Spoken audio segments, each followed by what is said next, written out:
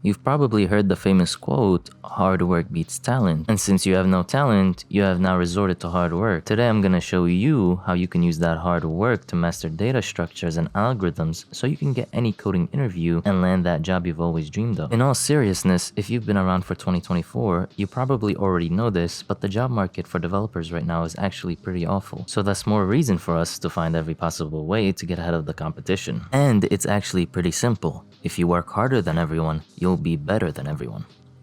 Or something like that. So today, I'm going to give you the ultimate guide to mastering coding problems on your own. You see, it's not as simple as going on Leetcode and solving a bunch of problems. There is actually a way in which you can master all the concepts efficiently and in a timely manner. I'm going to be providing you with a roadmap of all the problems you're going to be doing and all the concepts that need to be mastered. So if you haven't already changed your mind and you hate yourself enough to embark on this journey, then allow me to start by telling you what you need to know before we begin. First thing is, I would recommend some previous knowledge and experience with a programming language, one that you're comfortable using. For example, one where you are familiar with a syntax, especially for data structures like arrays and lists. However, this does not mean that you cannot go on this journey if you want to use a new language. One language I would recommend is Python for how popular it is and how easy it is to use. Your time coding a problem will be tremendously lowered using Python, not to mention it is one of the most sought after languages. So let's begin. First, I want to show you a pie chart of problems asked by both Amazon and Google to show you the types of questions that we need to master. Having a good understanding of these concepts and patterns means you are ready to tackle any problem. So we see based on these graphs, patterns like 2-pointers and both DFS and BFS are popular amongst the questions that are given. So there are patterns that have a higher return on investments,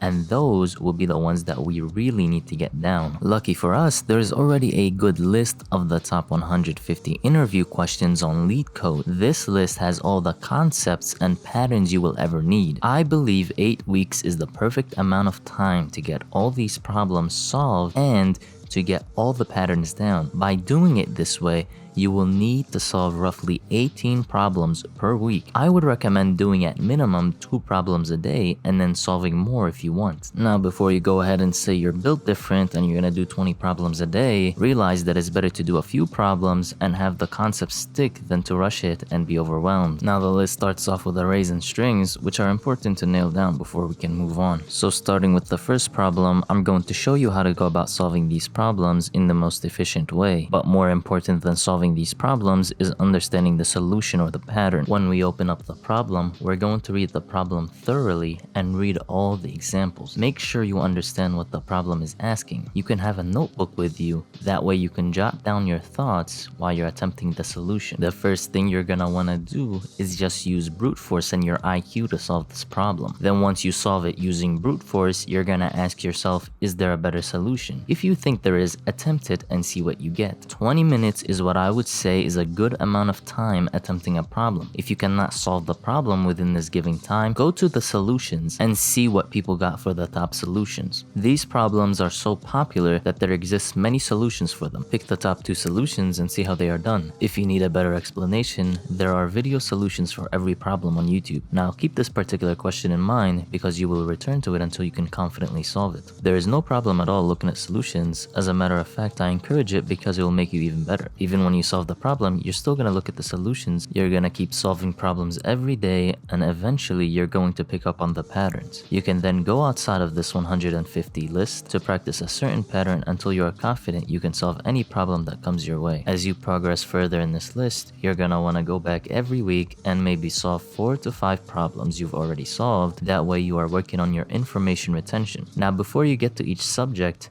I would make sure you have a proper understanding by going to YouTube and studying them. For example, when you get to binary search, search it up on YouTube and make sure you have a good understanding for it before you continue to solve the problems. And when you feel like you are struggling with a particular pattern or subject, again, simply search it up on YouTube and study it. If you follow the list for 8 weeks, you're going to have all the necessary concepts mastered and you're going to be ready to solve any problem that is thrown your way. You'll probably get to a point where you can't solve any more problems, even though you've been grinding every day and studying. But for some reason, it just won't stick. This happened to me, and for a while, it kept me from progressing. You're probably going to be tempted to sit there and try to memorize the solutions. However, that is a big mistake. If you are unable to solve problems, it simply means you are missing fundamentals required for you to solve that particular problem. You probably have poor understanding of the concept and need to study it more. Or you simply need to do more problems and study the solutions. If you give yourself enough time studying the solutions, the problem will eventually start to click for you. One method you can use to stay on track is simply adding the problems you are going to do to some sort of calendar or planner. I found this to be helpful for staying on track. Now that you're gonna be busy for 8 weeks,